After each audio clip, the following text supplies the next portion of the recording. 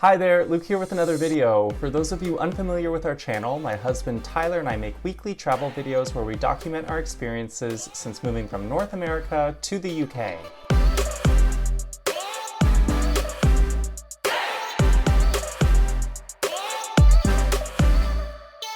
If you've been following our travel series so far, we've been documenting our experience that we did way back in the summer of 2021, and we had just finished our tour of Spain overland, mostly by public transport and a little bit by car, and we were just about to embark in Portugal. And this video is the beginning of our experience in Portugal. So in this video, we'll specifically be talking about our experiences in the major cities of Lisbon and Porto. If you do enjoy our videos, please do consider giving a like, comment, subscribe, or if you're so inclined, leaving a tip with the super thanks button, as that really helps support this channel. So, as I mentioned, we had finished up our time in Spain, specifically in the city of Madrid, and we're making our way to Lisbon overland. We had actually been to Lisbon previously in the autumn of 2020 because we had done a short layover in Lisbon on our way to the Azores Islands. So if you want to check out those videos, do check them out because awesome part of Portugal to see. As you can imagine though, a one-day layover in Lisbon is not nearly enough to really get to see all of the things that you want to see. So we ended up deciding to return to Lisbon as well as doing more in the mainland Portugal area as well. Generally, if you're thinking of doing public transport from Spain to Portugal, unless you're in one of the smaller towns that are in western Spain that are right on the border with Portugal, generally the options are either to take a train or a bus from Madrid to Lisbon. And neither of these are particularly fast or quick. Originally, we were quite keen to take the train because there's a famous overnight train that goes from Madrid to Lisbon, but unfortunately, this was still at a time when there were COVID restrictions in place, and quite frankly, I think that the train company just decided to cut it and just used COVID as a convenient excuse to not have to offer the service anymore, which is really unfortunate because we were looking forward to it.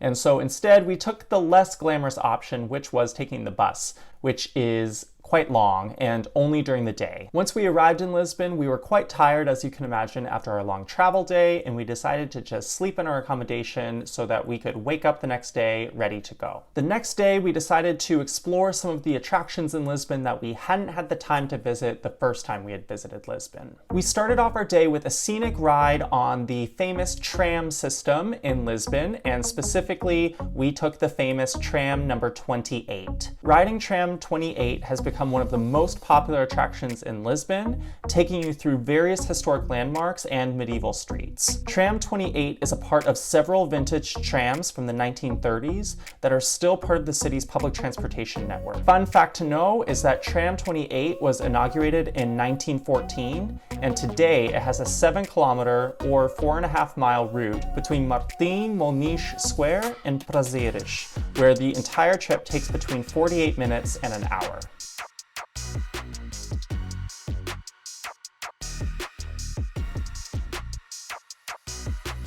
After we were done our beautiful tram ride, we proceeded to walk a bit around the city and made some stops along the way. One stop we made was to the Basílica da Estrela, which is an ornate 18th century Baroque church. The interior was absolutely stunning. We also passed the lovely São Bento Palace, which is a neoclassical building built initially as a monastery in the late 1950s, but now acts as the seat of Portugal's parliament. We continued along, enjoying the beautiful historic streets of Lisbon, and we proceeded to our next stop, which was the Castelo de Sao Jorge.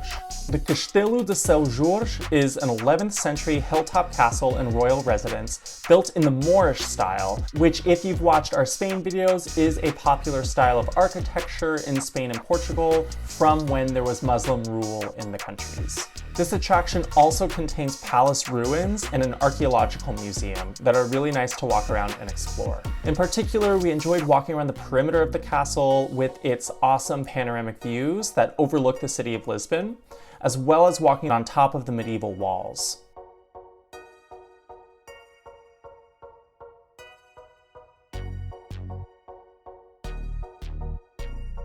Another stop we enjoyed making in Lisbon was heading to the Time Out Market, which is an amazing food hall located in the Mercado da Ribeira. Another major stop that we made in the Lisbon area was visiting Belem Tower. Belem Tower is also called the Tower of St. Vincent, and it's a 16th century fortification located in Lisbon that served as a point of embarkation and disembarkation for Portuguese explorers and as a ceremonial gateway to Lisbon. Around here, we enjoyed soaking in the sun, appreciating the atmosphere and ambiance, as well as looking at some of the local buildings, including the historic Jerónimos Monastery. And unfortunately, while we would have liked to visit, we did not have time to enter it. So we'll probably save that for a future visit to Lisbon.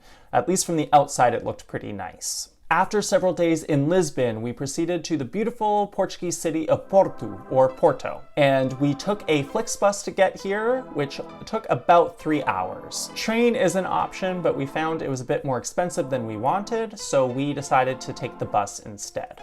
One of the first views we had of the city was actually seeing the beautiful Igreja de Santo Ildefonso. This has a blue and white tiled facade that is absolutely stunning. We spent the day walking around the city and enjoyed the historic architecture and vibe of Porto. One of the main highlights of Porto was the lovely views of Luís I Bridge from the Castelo da Ribeira promenade.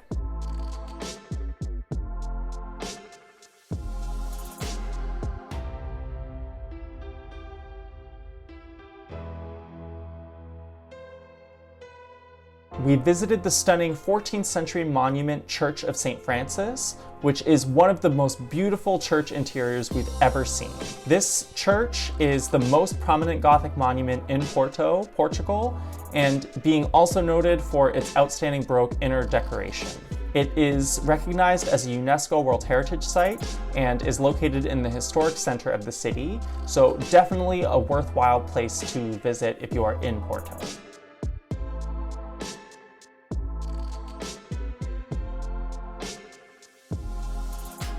We finished the day with panoramic views overlooking the city of Porto from the Miradouro da Vitória. As you can imagine, visiting a city is about more than just seeing the attractions, and one of our favorite things to do when visiting a new city is getting to try some of the local delicacies. In Porto's case, they have a delicious sandwich called the francesinha. We had some more time in Porto on our last morning, and we enjoyed some sunny weather, which we wanted to take advantage of. We walked around some of the more tiny historic streets, enjoyed some of the street art and public parks, including the Jardins do Palácio de Cristal.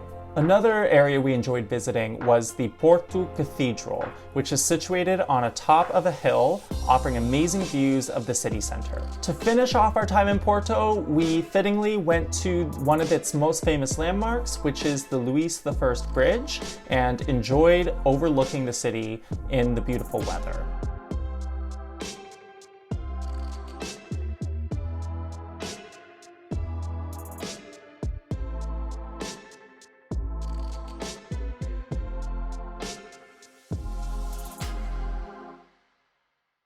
Alright everyone, that is it for this video. Keep in mind that there's way more to Portugal than just these two cities, and if you just visit these two, you are missing a huge chunk of what Portugal has to offer. If you want to see more of what Portugal has to offer, stay tuned for the next few videos in this series, where we'll talk about some day trips from Lisbon and Porto, as well as some of the smaller towns that we visited in Portugal at this time in the summer and autumn of 2021. If you enjoyed this video, be sure to give a like, comment, subscribe, and leave a tip with the super thanks button if you're so inclined, and I look forward to seeing you at the next video. Bye!